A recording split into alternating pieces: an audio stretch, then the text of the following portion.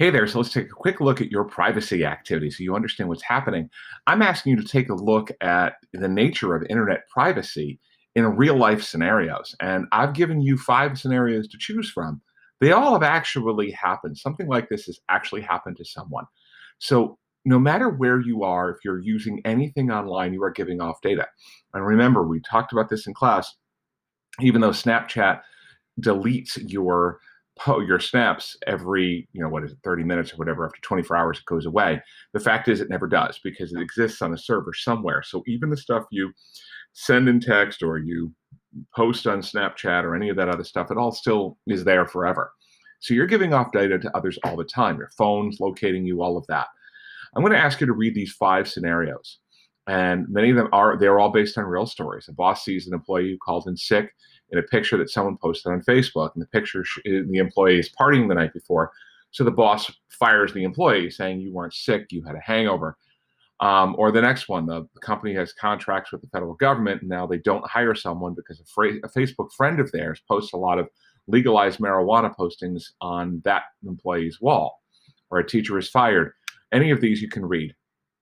You're going to actually look these up, and you're going to create a presentation. And the presentation is the name of everyone in your group. And yes, you can work alone. We're in a small class this year. You have to give me the scenario that you were assigned. So you have to describe it.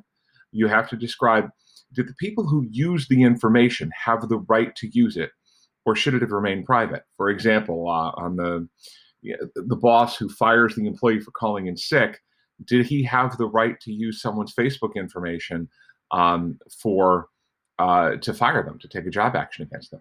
So that's number 3. Now, what about this 4th question is, are the people who were affected by the use of information at fault? In other words, let's go back to this person, the employee. Is the employee at fault for posting that picture of themselves on Facebook and getting themselves fired? Then giving another example of something unexpected happening because of input or information shared on sites such as Facebook and Twitter and blogs. What we're asking you there is, what's the real life example of this? So let me know the real life example. I'll add that in. The real life situation. All right, so that's what we're talking about. And then number 6, think about what data you've made available in different places, such as Facebook, Twitter, blah, blah, blah. If that's all we ever knew of you, what would other people think of you based on that data? And by the way, you're getting used to the fact that these and they, data is a plural word. People think it's singular. But anyway, if all I knew about you was your data on your social media accounts, is that an accurate impression of who you are, or is that kind of a fake impression of who you are? Tell me what you think and why. And then this is the 50-point question right here. Consider each of the following broad categories of societal change. Privacy, because privacy really almost doesn't exist. How about safety? How about your personal safety with the information you're putting out there? Globalization, the fact that we're instantly and electronically connected to Europe and Asia just by using, Snapchat. Connectivity, the fact that you can keep in touch with everybody you've ever known in your entire life, anywhere on Earth, thanks to the web, and the fact that we can keep in touch.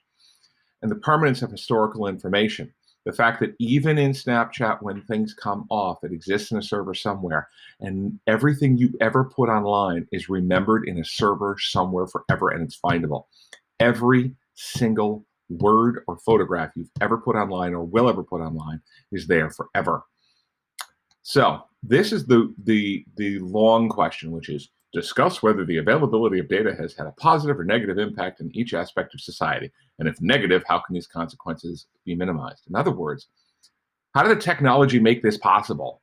And is that a good thing or a bad thing overall? And of course, tell me why.